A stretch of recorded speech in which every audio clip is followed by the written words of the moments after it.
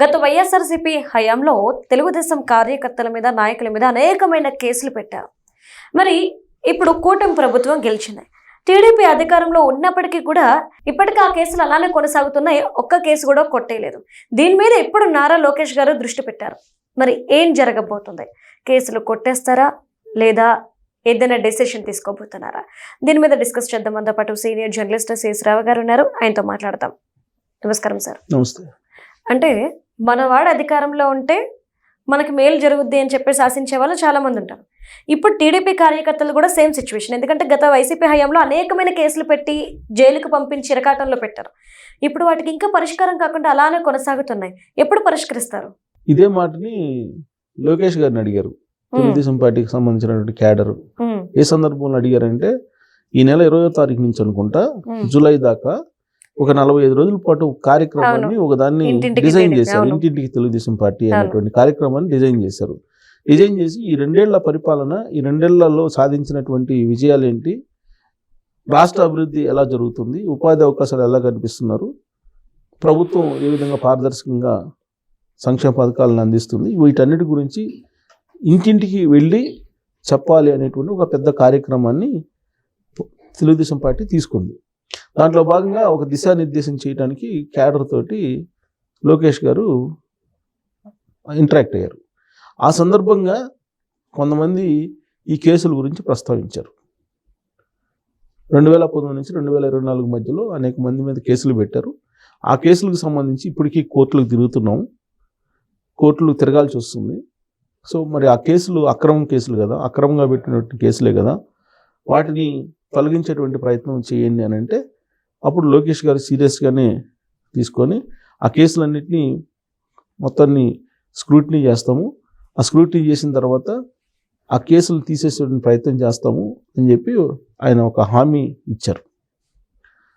సాధారణంగా ప్రభుత్వంలో ఉండేటువంటి వాళ్ళు ప్రతిపక్షంలో పోరాడేటువంటి వాళ్ళ మీద కేసులు పెడుతుంటారు, ఇప్పుడు ఆందోళనలు, నిరసనలు, కార్యక్రమాలు చేసేటప్పుడు.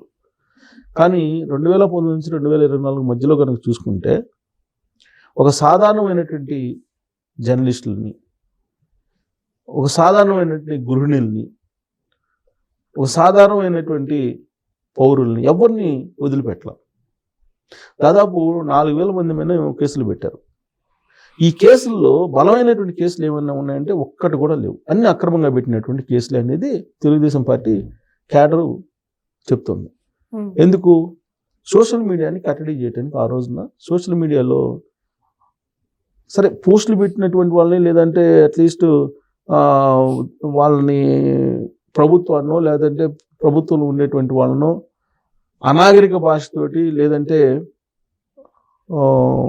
అసభ్యంగా ఒకవేళ మీరు ఏదైనా పోస్టులు పెడితే వాళ్ళు కేసులు పెట్టినా ఓకే పెట్టారు అనుకోవచ్చు. ఆ పెట్టినటువంటి పోస్ట్ని రీపోస్ట్ చేసినటువంటి వాళ్ళని కూడా కేసులు పెట్టి ఇరికిచ్చేశారు.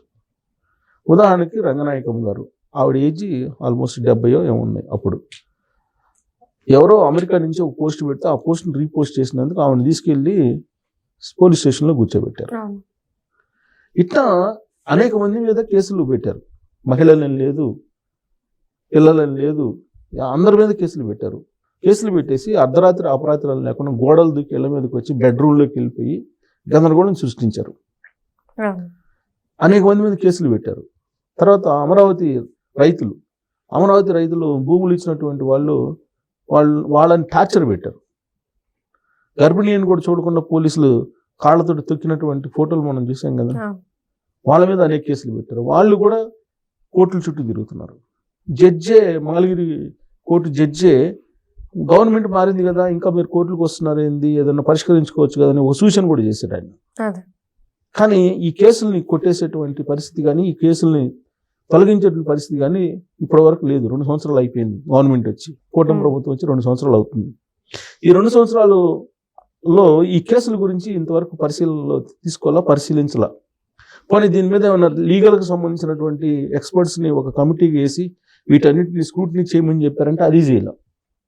సో దాంతో కేసులు పెట్టుకున్నటువంటి వాళ్ళలో తిరుగుతున్నారు. కొంతమంది మీద 10 కేసులు కూడా ఉన్నాయి, 10-15 కేసులు ఉన్న వాళ్ళు కూడా ఉన్నారు, కోర్టుల చుట్టూ తిరుగుతున్నారు. సో అంటే ఇప్పుడు దీని మీద ఇప్పుడు క్యాడర్ అడుగుతుంది, మరి కేసుల సంగతి ఏంది, అనేక మంది మీద ఉన్నాయి కదా అని చెప్పి. ఉదాహరణకు నా మీద కూడా ఒక కేసు ఉంది. ఎందుకు ఉంది నా మీద? నేను ఒక వీడియో చేశాను. ఆ వీడియోలో ఎక్కడా కూడా అసభ్య పదజాలం కానీ, నన్ను కించపరచడం కానీ, లేదంటే ప్రభుత్వాన్ని తప్పు పట్టడం కానీ ఏమీ లేదు. జగన్మోహన్ రెడ్డి గారు పిలుస్తున్నారు, ఎవరి గ్రాఫ్ ఎలా ఉంది అని చెప్పి అడుగుతున్నారు. ఆ సందర్భంగా మీ గ్రాఫ్ బాగుందా అని చెప్పేసి ఒక అతను సన్నిహితంగా ఉండే అతను అడిగారు. ఆ సందర్భంగా వాగ్వాదం నడిచింది వాళ్ళిద్దరి మధ్య. దాంట్లో మధ్యలో వైవి సుబ్బారెడ్డి గారు వచ్చి సర్దారు. ఇది వీడియో. ఈ వీడియో కారణంగా సమాజంలో విద్వేషాలు రెచ్చగొట్టినట్టుగా కేసు పెట్టారు. ఆ కేసుకి ఇప్పుడు నేను తిరుగుతున్నా. నాలాంటి వాళ్ళు కొన్ని వేల మంది ఉన్నారు. నాకే సంబంధం రాజకీయ పార్టీలతోటి? నేను 30 సంవత్సరాలు అయింది జర్నలిజంలోకి వచ్చి.